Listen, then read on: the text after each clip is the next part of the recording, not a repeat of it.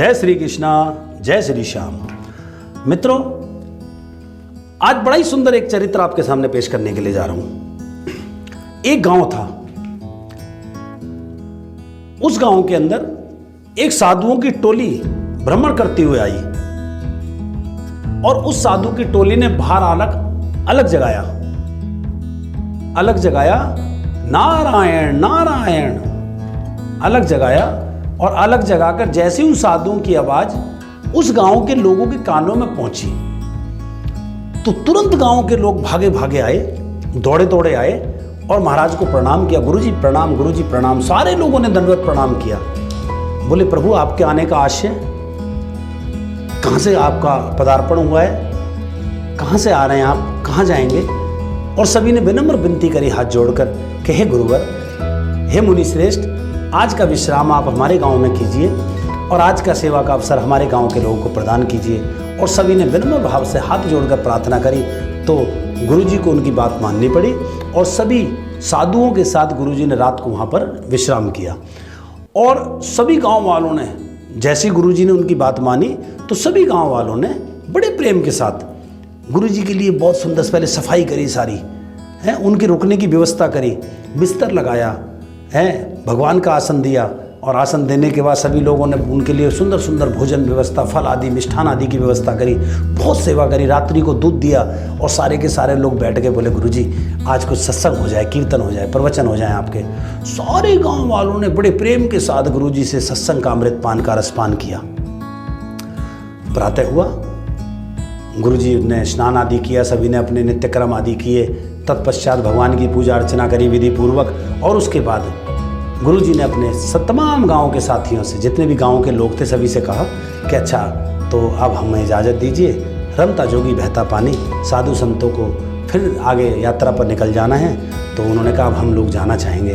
तो सभी लोग उपहारों के साथ सभी गाँव के लोगों ने उनको, ऋषि को, साधु जी को, है ना, महाराज जी को, गुरु जी को कुछ ना कुछ भेंट दी और सभी उनको छोड़ने के लिए दूर गांव तक आए। तो जो उनमें सबसे एक बुजुर्ग थे, गुरु जी के आगे हाथ जोड़कर बोले कि महाराज आप जा तो रहे हैं, कुछ आशीर्वाद दे जाइए हमें, तो हमारे गांव के लिए, हमारे लोगों के लिए। तो एकदम गुरु जी ने आंखें निकाली और आंखें निकाल कर कहा कि जाओ, आशीर्वाद? मैं तुम्हें श्राप देता हूँ कि तुम जितने भी गाँव वाले हो, तुम्हारे गाँव के अंदर सूखा पड़ जाए और तुम सारे के सारे लोगों को ये गांव छोड़ के जाना पड़े। सारे लोग थरथर कांपने लगे। गुरुजी गलती हो गई, क्या गलती हो गई? और गुरुजी क्रोध में पैर पटकते हुए वहां से चल दिए। पीछे एक शिष्य उनका सोचे जा रहा था, बोले ये आशीर्वाद, बड़ी अच्छी बात, समझ नहीं आई। पूरे दिन चलते रहे। फिर रात्रि का समय, संध्या का समय आया, शाम हुई, फिर एक गांव के आगे पहुंचे तो गुरुजी ने फिर अलग जगाई वहां पर, नारायण नारायण, हरि बोल राधे कृष्णा राधे कृष्णा। तभी एक वहां से धूर्त मुंह, लंबी लंबी मूंछों का व्यक्ति आया। बोले क्यों शोर मचा रखा है तुमने, क्या बात है? बोले कि हम साधु हैं और हम लोग यात्रा पर निकले हुए हैं और रात्रि का समय हो गया, रात्रि को यात्रा करनी ठीक नहीं है, इसलिए विश्राम करना चाहते हैं। बोले विश्राम? उसके बाद सुनी तो दूसरे आ गए, 3 आ गए, 4 आ गए, 5 आ गए। बोले क्या शोर मचा रखा है, क्या बात है, कौन है? तो गुरुजी ने फिर विनम्र भाव से कहा कि हम लोग रात्रि को रुकना चाहते हैं, आपसे प्रार्थना है हमारे भोजन आदि की कोई व्यवस्था हो जाए, रुकने की व्यवस्था हो जाए। तो बड़ी चिल्ला कर बोले रुकने की? हराम का आ रहा है, फालतू का है, कुछ नहीं मिलेगा आपको, जाओ यहाँ से। बोले कि देखिए हम साधु लोग हैं, हमें थोड़ा सा व्यवस्था कर दीजिए और ताकि भगवान को भोग लगा दिया जाए। भगवान? कौन भगवान? कोई भगवान नहीं, जाओ यहाँ से, और अगर बैठना है तो वहाँ जाकर बैठ जाओ। अब किसी ने भी उनको रुकने के लिए आसन नहीं दिया, बैठने के लिए आसन नहीं दिया, भोजन के लिए कुछ नहीं दिया। तब भी साधु संत लोग वहीं गांव के बाहर एक पेड़ के नीचे रुक गए। रात्रि विश्राम किया उन्होंने, भूखे प्यासे पड़े रहे, विश्राम किया, भगवान भजन किया।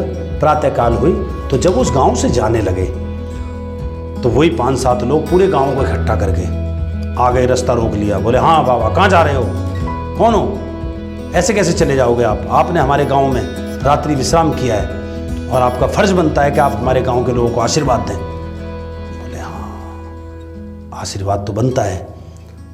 तो बोले तो आशीर्वाद दो, अगर आशीर्वाद बनता है तो उन्होंने आशीर्वाद दिया। बोले आप लोग फलो फूलो तरक्की करो, आपकी गांव की ज़मीन बहुत उपजाऊ हो जाए, आप लोगों की खूब फसल पैदा हो, आपको गांव से बाहर कभी निकलना ना पड़े, प्रभु आपकी सब इच्छाओं की पूर्ति इसी गांव में कर दें। आशीर्वाद दिया।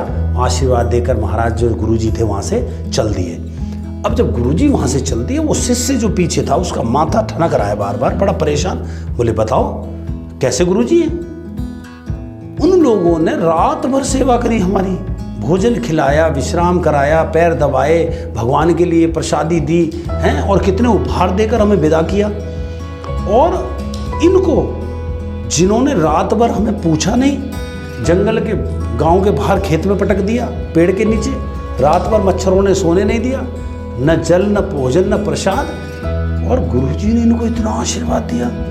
तो वो सोचता जा रहा है, अब गुरुजी तो अंतर्यामी, गुरु तो गुरु होते हैं ना महाराज, अंतर्यामी होते हैं। तो गुरुजी को लगा कि शिष्य कुछ परेशान है। तो आगे जैसे वो कहीं रुके छाया देकर पानी वानी पीने के लिए, तो गुरुजी ने शिष्य से कहा, बोले शिष्य आप कुछ परेशान लग रहे हैं, क्या बात है? बोले गुरुजी परेशान तो हूँ।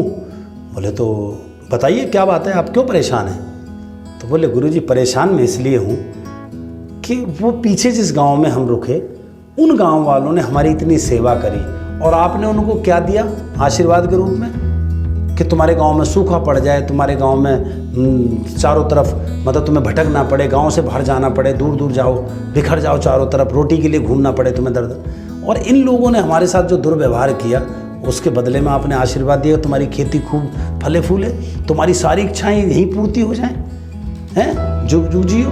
पता कैसे आशीर्वाद दिया? प्रभु ये बात समझ नहीं आई कि उन संत स्वरूपी, उन दिव्य आत्माओं को, उन भगवत प्रेमी आदमियों को तो आपने श्राप दिया हमारे कहने, हमें लगाए कि आपने श्राप दे दिया कि जाओ, हैं, और ये लोग इतने दुष्ट, इनको आपने वरदान दे दिया कि तुम इसी गांव में फलो फूलो। भाई गुरु की बातें तो गुरु ही जाने ना। तो गुरु जी ने कहा अरे नारायण देख, मैं समझाता हूँ कि उस आशीर्वाद का मतलब क्या है। यहाँ पर बहुत सोचने की बात है मित्रों, बहुत समझने का विषय है। बोला गुरुजी ने उस शिष्य को कहा कि देखो आप, और भी शिष्य थे सभी से, बोले आप सब बैठिए, इस शिष्य की जो शंका है उस पर मैं बात करने के लिए जा रहा हूँ। बोले देखो वो जो लोग थे वो बहुत सभ्य हैं, बहुत अच्छे हैं, भागवत प्रेमी हैं, संतों की सेवा करने वाले हैं। अरे एक जगह अगर वो रह गए तो जो उनकी अच्छाई है वो एक ही जगह रह जाएगी, इसीलिए उनका उस गांव से जाना बहुत ज़रूरी है।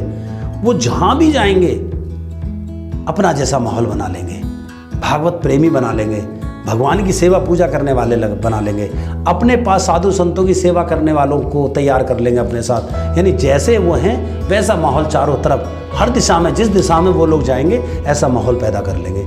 इसीलिए मैंने उनको कहा कि जाओ, तुम्हारे गाँव में सूखा पड़ जाए, जब तक उनके गाँव में सूखा नहीं पड़ेगा, वो दाने दाने के लिए मोहताज नहीं होंगे, वो उस गांव को छोड़कर नहीं जाएंगे। इसीलिए वो अच्छाई है, उस अच्छाई का अपने गांव से बाहर निकलना ज़रूरी है। जब वो बाहर निकलेंगे तभी तो वो अच्छाई चारों तरफ फैलेगी। उसी के फलस्वरूप दूसरी तरफ, उसी के विपरीत दूसरी तरफ जो दूसरा गांव था जिसके लोग धूर्त हैं, जिसके लोग मक्कार हैं, नास्तिक प्रवृत्ति के हैं वो, और अगर वो जहाँ पर जाएंगे वो अपना जैसा माहौल बना लेंगे, माहौल गंदा कर देंगे, वो बुराई फैलेगी चारों तरफ। इसीलिए मैंने उनसे ये कहा पुत्र कि आप लोग इसी गांव में फलो फूलो, आपकी खेती बहुत चहुगनी तरक्की करे, आपकी सारी इच्छाएं इसी गांव में पूर्ति हो जाएं, आपको गांव से बाहर कभी न जाना पड़े, ताकि वो बुराई है उस बुराई का बाहर निकलना समाज के लिए, धर्म के लिए और भागवत प्रेमियों के लिए नुकसानदायक है। इसीलिए उस बुराई का बाहर निकलना गलत है, वो बुराई बाहर ना जाए। इसीलिए मैंने कहा कि तुम्हारी सारी इच्छाओं की पूर्ति यही हो जाए, और वहीं पर जहाँ बुराई पैदा हो वहीं उस बुराई का विनाश हो जाए। इसीलिए मैंने उनको ये कहा। शिष्य ने गुरुजी के चरण पकड़ लिए, बोले गुरुदेव आप महान हैं, आपकी महिमा महान है, आपकी सोच महान है, प्रणाम करता हूँ आपकी सोच को। एक बार प्रेम से कह दीजिए राधे राधे। तो मित्रों, इस कथा से आपको क्या मिला कि जो अच्छाई है वो चारों तरफ फैलनी चाहिए, और जो बुराई है वो उसको नहीं फैलने देना, उसको एक ही जगह स्थापित रखो और वहीं ख़त्म हो जाए। इसीलिए गुरुजी के संदेश को आप जन जन तक पहुंचाएं, अच्छाई को चारों तरफ बढ़ाएं और इस अच्छी और सच्ची घटना को, जिसमें एक अच्छाई और एक बुराई का चरित्र का चित्रण किया गया है, इसको ज़्यादा से ज़्यादा मित्रों तक पहुंचाएं कि अच्छाई क्या होती है और बुराई क्या होती है, अच्छाई कहाँ जानी चाहिए और बुराई कहाँ खत्म हो जानी चाहिए। अगर आप दिल से चाहते हैं तो प्लीज़ हमारी इस पोस्ट को लाइक करें, कमेंट्स करें, ज़्यादा ज़्यादा शेयर करें। और अगर ऐसी और कहानियाँ ज्ञान से भरी हुई, भक्ति से भरी हुई कहानियाँ और अगर आपको और सुननी है तो प्लीज़ हमारे चैनल को ज़्यादा से ज़्यादा सब्सक्राइब करें। जय श्री श्याम, राधे राधे, जय श्री कृष्ण।